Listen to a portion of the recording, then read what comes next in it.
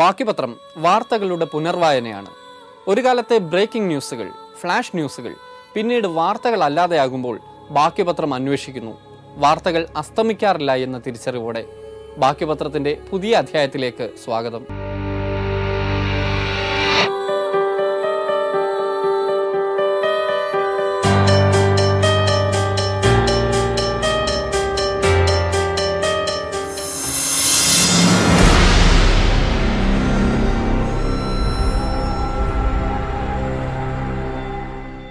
മലയാളികളുടെ മനസ്സിന്റെ സങ്കടക്കടലിലേക്ക് കൂലം കുത്തിപ്പാഞ്ഞ ഒരാറുണ്ട് തിരുവനന്തപുരത്ത്, പാർവതി പുത്തനാർ.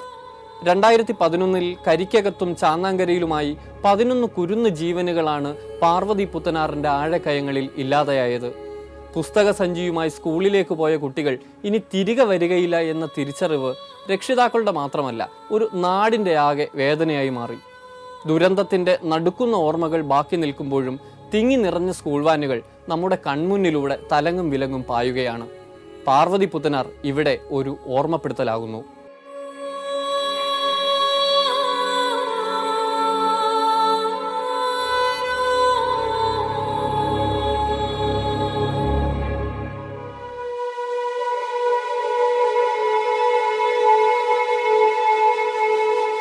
ഇത് പാർവതി പുത്തനാർ. രാജഭരണകാലത്ത് നിർമ്മിക്കപ്പെട്ട പുരാതന ജലപാത. പൂക്കാല സമൃദ്ധികളുടെ ഓർമ്മകൾ പേറുന്ന നീരൊഴുക്ക്. ഒരിക്കൽ ഒരു നാടിന്റെ മുഴുവൻ ആശ്രയമായിരുന്നു പാർവതി പുത്തനാർ. ഗതാഗതത്തിന് മാത്രമല്ല, കുളിക്കാനും കുടിക്കാനും വരെ ഇതിലെ ജലം ഉപയോഗിച്ചിരുന്നു. അതൊക്കെ കഴിഞ്ഞ കാലം. തലമുറകളെ പോറ്റി വളർത്തിയ ഈ നീരൊഴുക്ക് ഇന്നൊരു കണ്ണീർധാരയാണ്. നഗരത്തിന്റെ മുഴുവൻ മാലിന്യവും പേറി നിശ്ചലമായിരിക്കുന്നു ഈ ജലവിധാനം. വർത്തമാനകാല ജീവിത പരിസരങ്ങളിൽ നിന്നും അടർത്തി മാറ്റപ്പെട്ടതാണ് നമ്മുടെ കാടും പുഴകളും മലകളുമെല്ലാം. മനുഷ്യന്റെ ദയാരഹിതമായ അധിനിവേശത്താൽ വികലമാക്കപ്പെട്ടിരിക്കുന്നു നമ്മുടെ പ്രകൃതി സമ്പത്ത്. ഈ തീരങ്ങളിൽ ഓർമ്മകൾ മരവിച്ചു നിൽക്കുകയാണ്. ദുരന്തമെടുത്ത ജീവിതങ്ങളുടെ വിലാപങ്ങൾ ഇപ്പോഴും ഇവിടെ അലയടിക്കുന്നു.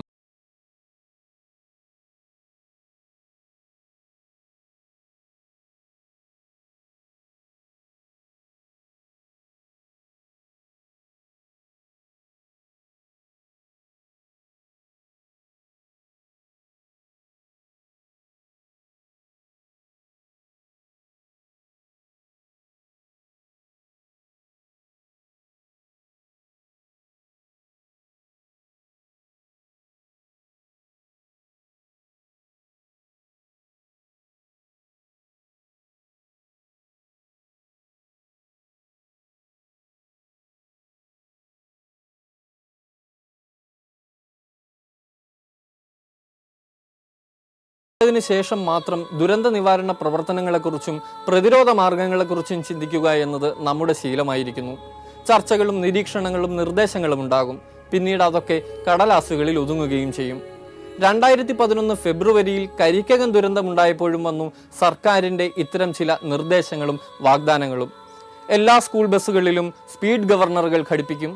ചുരുങ്ങിയത് 10 വർഷമെങ്കിലും ഡ്രൈവിംഗ് പരിചയമുള്ളവരെ മാത്രമേ സ്കൂൾ വാനുകൾ ഓടിക്കുവാൻ അനുവദിക്കുകയുള്ളൂ.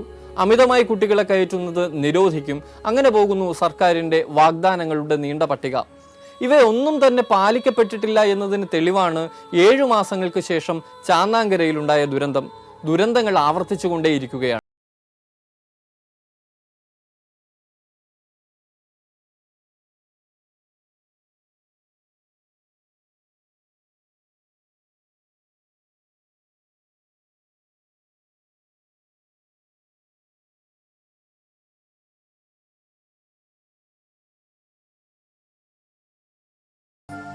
പാർവതി പുത്തനാർ ഒഴുകി ഇവിടെ എത്തുന്നു.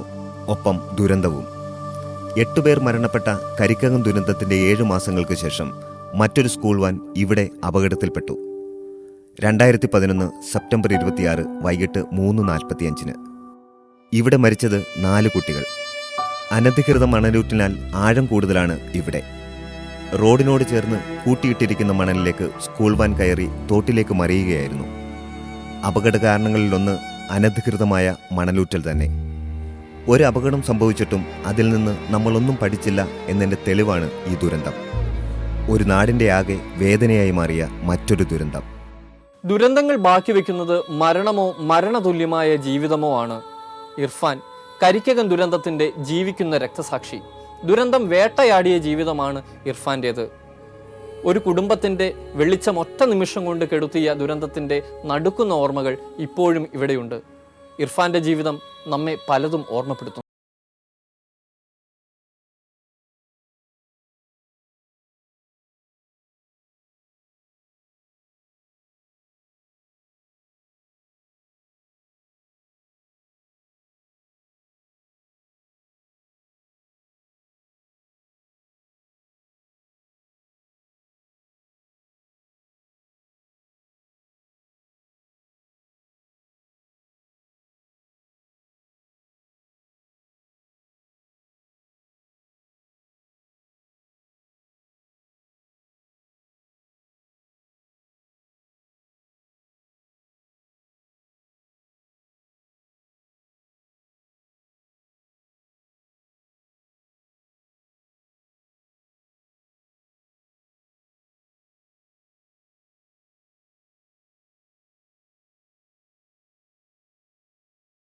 മാസം മോനെ കിംസ് ഹോസ്പിറ്റലായിരുന്നു. അത് കഴിഞ്ഞ് മോനെ ഡിസ്ചാർജ് ചെയ്തു.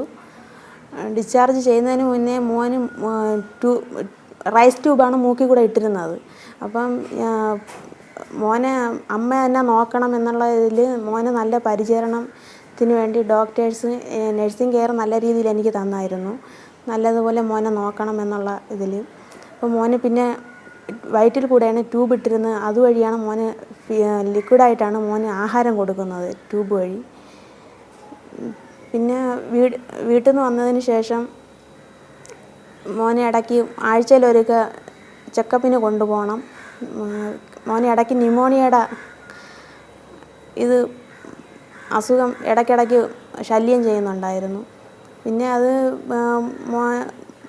മോനെ പിന്നെ വെല്ലൂരിൽ കൊണ്ടുപോകണം എന്നുള്ള doctor Suresh Chandra neurology doctor പറഞ്ഞ് വെല്ലൂർ കൊണ്ടുപോകുന്നതാണ്. അങ്ങനെ വെല്ലൂർ 3 മാസം ഉണ്ടായിരുന്നു. 3 മാസം അവിടുത്തെ വെല്ലൂർ ഹോസ്പിറ്റലിലേക്കും കൊണ്ടുപോയി. അവിടെ ചെറിയ മാറ്റങ്ങളൊക്കെ ഉണ്ടായിരുന്നു. വീണ്ടും അവനെ അവിടെ ന്യൂമോണിയ ബാധിച്ച് വീണ്ടും അവൻ്റെ മാറ്റങ്ങളെല്ലാം പോയതിന് ശേഷം ഡോക്ടർ പറഞ്ഞു 6 മാസം കഴിഞ്ഞ് കൊണ്ടുവരണം എന്ന് പറഞ്ഞ് വീട്ടിലേക്ക് ഡിസ്ചാർജ്.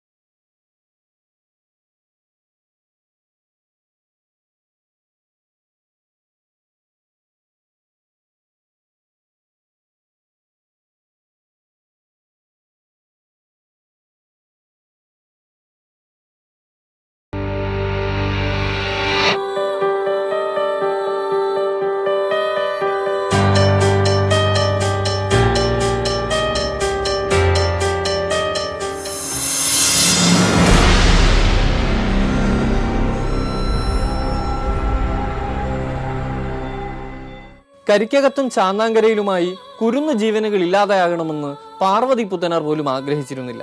പിന്നെ ഇതെങ്ങനെ സംഭവിച്ചു? ആരാണിതിന് മറുപടി പറയേണ്ടത്?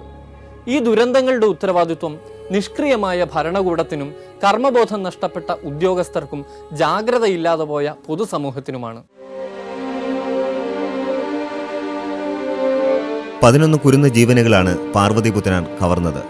ദുരന്തത്തിന്റെ പശ്ചാത്തലത്തിൽ പതിവ് പോലെ സർക്കാരിന്റെ മാർഗനിർദ്ദേശങ്ങൾ വന്നു. അതിൽ സ്കൂൾ വാനുകളെ സംബന്ധിച്ചും സുരക്ഷയെ സംബന്ധിച്ചും നിരവധി നിർദ്ദേശങ്ങളുണ്ട്. കുട്ടികളെ അമിതമായി കുത്തിനിറയ്ക്കുന്നത് നിരോധിക്കും, സുരക്ഷിതമായ റോഡുകൾ നിർമ്മിക്കും, വാഹനത്തിന്റെ കാര്യക്ഷമത പരിശോധിക്കും എന്നിങ്ങനെ പോകുന്നു. ഇവയൊന്നും പാലിക്കപ്പെടുന്നില്ല എന്നതിന് തെളിവാണ് ഈ ദൃശ്യങ്ങൾ.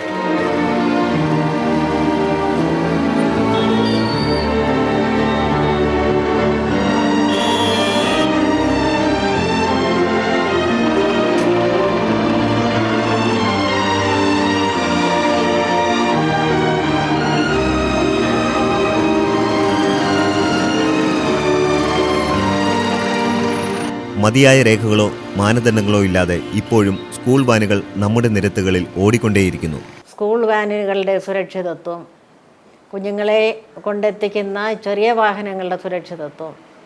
അവയ്ക്കൊക്കെ ലൈസൻസ് ഉണ്ടോ, ഈ വണ്ടി ഓടിക്കുന്നവർ മദ്യപാനികളാണോ, അവർക്കതിനുള്ള ആരോഗ്യമുണ്ടോ, കണ്ണിന് കാഴ്ചയുണ്ടോ, എത്ര വർഷമായി, വാഹനത്തിൻ്റെ പഴക്കം എത്ര, വാഹനത്തിൻ്റെ എപ്പോഴത്തെ അതിൻ്റെ ആരോഗ്യസ്ഥിതി എന്ത്, ഓടിക്കുന്നവരുടെ സ്ഥിതി എന്ത്, ഇതിനെപ്പറ്റിയൊന്നും ആരും ശ്രദ്ധിക്കാറില്ല. എല്ലാ സൗകര്യം പോലെ ഇഷ്ടം പോലെ കാര്യങ്ങൾ നടക്കുന്നു. പക്ഷേ ഇതിനകത്തിരിക്കുന്ന കുഞ്ഞുങ്ങളാണ്. കുഞ്ഞുങ്ങളെന്ന് വെച്ചാൽ നമ്മുടെ ജീവനാണ്. അത് പോയി കഴിഞ്ഞാൽ പിന്നെ ഒന്നുമില്ല നമുക്ക്. അതുകൊണ്ട് എനിക്ക് പറയാനുള്ള ഒന്നേ ഉള്ളൂ, സർക്കാർ എന്ത് പറഞ്ഞാലും ശരി, നഗരസഭ എന്ത് പറഞ്ഞാലും ശരി, ഡിപ്പാർട്ട്മെൻറ്റ് എന്ത് പറഞ്ഞാലും, സ്കൂൾ മാനേജ്മെൻറ്റ് എന്ത് പറഞ്ഞാലും ശരി, നമ്മുടെ കുഞ്ഞുങ്ങളുടെ സുരക്ഷിതത്വത്തിൽ നമ്മൾ ജാഗ്രത പാലിക്കണം. ദുരന്തത്തിന്റെ പശ്ചാത്തലത്തിൽ ഉണർന്ന ഭരണകൂടം ലക്ഷങ്ങൾ ചെലവാക്കി പദ്ധതികൾ ആവിഷ്കരിച്ചു. പക്ഷേ പതിവ് പോലെ അതിന്റെ തുടർ പ്രവർത്തനങ്ങളെല്ലാം മരവിച്ചു. പലപ്പോഴും മോട്ടോർ വാഹന വകുപ്പിന്റെ പരിശോധനയോട് സ്കൂൾ അധികൃതർ പോലും സഹകരിച്ചില്ല എന്നതാണ് വസ്തുത. അമിതമായിട്ട് കുത്തി നിറച്ചു കൊണ്ടുപോകുന്ന മറ്റു വാഹനങ്ങൾ, അതായത് സ്കൂളിൻ്റെ ഉടമസ്ഥതയിലല്ലാത്ത, എഡ്യൂക്കേഷൻ ഇൻഷുറൻസ് കാറ്റഗറിയിലല്ലാത്ത വാഹനങ്ങളിൽ പരിശോധന നടത്താൻ പറഞ്ഞു. പക്ഷേ അങ്ങനെ പരിശോധന നടത്തപ്പോൾ ആദ്യത്തെ കാലങ്ങളിൽ കുറച്ച് ഞങ്ങൾക്ക് ഇതില്ലായിരുന്നു. കാരണം കരിക്കകത്തിൻ്റെ ഒരു ഇഷ്യൂ നിലനിൽക്കുന്നതുകൊണ്ട്, അതിൻ്റെ ഒരു നിൽക്കുന്നതുകൊണ്ട് വലിയ പ്രശ്നമില്ലാതെ നമ്മൾ ഇത് നടത്തി. പക്ഷേ പിന്നീട് പൊതുസമൂഹം തന്നെ നമ്മളൊരു സഹകരണക്കുറവ് കാണിച്ചിരുന്നു. കാരണം നമ്മൾ ചെക്ക് ചെയ്യുമ്പോഴത്തേക്കും അവിടെ ഒരു എങ്ങനെയായാലും ഒരു ചെക്കിംഗ് പ്ലേസിൽ ചെറിയ ഒരു ഇഷ്യൂസ് ഇല്ലാതെ നമുക്ക് ചെയ്യാൻ പറ്റില്ല. കുറച്ച് താമസം ഉണ്ടാവും വണ്ടി പരിശോധിക്കുമ്പോൾ. അതേപോലെ തന്നെ ചിലപ്പോൾ ട്രാഫിക് തടസ്സം ചില സമയങ്ങളിൽ ഉണ്ടാവാൻ സാധ്യതയുണ്ട്. അതുമാത്രമല്ല, ഈ സ്കൂൾ സമയം എന്ന് പറയുന്നത് എപ്പോഴും പീക്ക് ടൈമാണ്. രാവിലെയും വൈകുന്നേരം പീക്ക് ടൈമാണ്. അപ്പോഴും അതിൻ്റേതായ ഒരു സംഘർഷങ്ങളൊക്കെ ഉണ്ടാകുന്നു. പക്ഷേ അതൊന്നും മോട്ടോർ വാഹന വകുപ്പിലെ ഉദ്യോഗസ്ഥർക്ക് സപ്പോർട്ടീവായിട്ടല്ല പലപ്പോഴും വന്നത്. അതൊക്കെ ഒരു എതിരഭിപ്രായമാണ് ഉണ്ടാക്കിയത്. അങ്ങനെ അത് പ്രത്യേകിച്ച് മാതാപിതാക്കളാണ് ഒരു പ്രാഥമിക ഉത്തരവാദിത്വം. എൻ്റെ കുട്ടി സുരക്ഷിതമായിട്ട് പോകുന്നതും വരുന്നതെന്ന് ഉറപ്പാണ്. അവർ പോലും ചില സമയങ്ങളിൽ നമുക്കെതിരായിട്ടുള്ളവർ നിൽക്കുന്നുണ്ട്.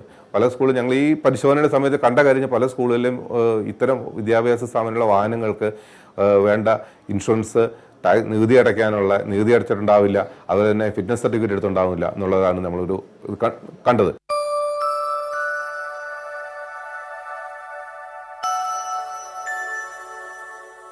ദുരന്തങ്ങൾ ആവർത്തിക്കാതിരിക്കാനുള്ള ജാഗ്രത നമ്മുടെ ധാർമ്മികമായ ഉത്തരവാദിത്തമാണ്. ഭരണകൂടത്തിന്റെയും പൊതുസമൂഹത്തിന്റെയും ഉദ്യോഗസ്ഥരുടെയും സമീപനം വളരെ അലസമാണ്. നമ്മുടെ കുട്ടികൾക്ക് പഠിക്കുവാനും സഞ്ചരിക്കുവാനും ജീവിക്കുവാനുമുള്ള സുരക്ഷിതമായ സാഹചര്യം സൃഷ്ടിക്കേണ്ടത് നമ്മുടെ ധാർമ്മികതയാണ്. പുതിയ കാലത്തെ എല്ലാ പ്രതിലോമകരമായ സാഹചര്യങ്ങളെയും തിരിച്ചറിയുവാനും അതിജീവിക്കുവാനുമുള്ള കരുത്ത് നമ്മുടെ കുരുന്നുകൾക്കുണ്ടാവണം. ഇതൊക്കെ നോക്കേണ്ടത് രക്ഷിതാക്കളാണ്. വേറെ ആർക്കും ഉള്ളിൽ ചൂടില്ല എന്ന് ഞാൻ പറയുന്നു. നമ്മുടെ ഉള്ളിൽ മാത്രമേ, രക്ഷിതാക്കളുടെ ഉള്ളിൽ മാത്രമേ ഇതിനെപ്പറ്റിയുള്ള പൊള്ളൽ, ഒരാശങ്ക, ഭയം ഇതെല്ലാം നിറഞ്ഞു നിൽക്കുകയുള്ളൂ. ബാക്കി എല്ലാവരും അവരുടെ ഒരു ഡ്യൂട്ടിയാണ്, അല്ലെങ്കിൽ അവർ ഉദാസീനമായിട്ടായിരിക്കും ഇക്കാര്യങ്ങൾ സമീപിക്കുന്നത്. സർക്കാർ സംവിധാനത്തെപ്പറ്റിയും നമുക്ക് പൂർണ്ണമായിട്ട് വിശ്വാസം അർപ്പിക്കാൻ ഒക്കില്ല, നമുക്കറിയാം. മലയാളി ഏറ്റവും വിദ്യാഭ്യാസമുള്ള, ഏറ്റവും രാഷ്ട്രീയ അവബോധമുണ്ടെന്നൊക്കെ അഹങ്കരിക്കുന്ന മലയാളി എല്ലാ കാര്യത്തിനുമുള്ള അവൻ്റെ ഉദാസീനത ഇക്കാര്യത്തിലെങ്കിലും കാണിക്കാതിരിക്കട്ടെ എന്ന് പ്രാർത്ഥിക്കുന്നു. നിലവിളികൾ കൊളുത്തിവെച്ച ആകാശത്തിന് താഴെ പാർവതി പുത്തനാർ ചലനമറ്റ് കിടക്കുന്നു, ഇടനെഞ്ചിൽ വിങ്ങിപ്പൊട്ടുന്ന ഓർമ്മകളുമായി. കാലം നിശ്ചലമായി പോയ ഈ ജലരാശി ബാക്കി വയ്ക്കുന്നത് കണ്ണുനീരും നെടുവീർപ്പുകളുമാണ്. കുട്ടികളെ നല്ല സ്കൂളിൽ അയക്കാൻ മത്സരിക്കുമ്പോൾ അവരുടെ സ്കൂളിലേക്കുള്ള യാത്രകൾ സുരക്ഷിതമാണെന്ന് ഉറപ്പുവരുത്തുവാൻ നാം ശ്രദ്ധിക്കാറുണ്ടോ? സ്കൂളുകളുടെ മത്സരം സ്കൂൾ വാനുകളെയും ബാധിച്ചിരിക്കുന്ന പുതിയ കാലത്ത് കുട്ടികളുടെ യാത്രാ സുരക്ഷ ഉറപ്പുവരുത്തേണ്ടത് നമ്മുടെ ബാധ്യതയാണ്. തിരക്കുള്ള ജീവിതങ്ങളിൽ നിന്ന് അതിനേക്കാൾ തിരക്കുള്ള നിരത്തുകളിലേക്ക് ശ്രദ്ധയും ജാഗ്രതയും ആവശ്യപ്പെട്ടുകൊണ്ട് ബാക്കി പത്രത്തിന്റെ ഈ അധ്യായം അവസാനിക്കുകയാണ്.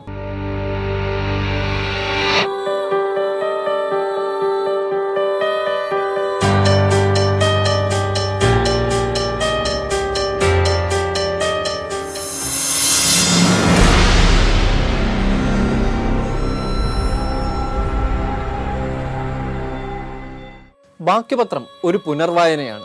മറക്കാതെ നാം ഓർത്തിരിക്കേണ്ട വാർത്തകളുടെ പുനർവായന. അതൊരു ഇടപെടലുമാണ്, പൊതുസമൂഹത്തിലുള്ള ഇടപെടൽ. മാധ്യമപ്രവർത്തനത്തിന്റെ ധാർമ്മികതയും അതുതന്നെ. ഓർക്കുക, വാർത്തകൾ അസ്തമിക്കാറില്ല.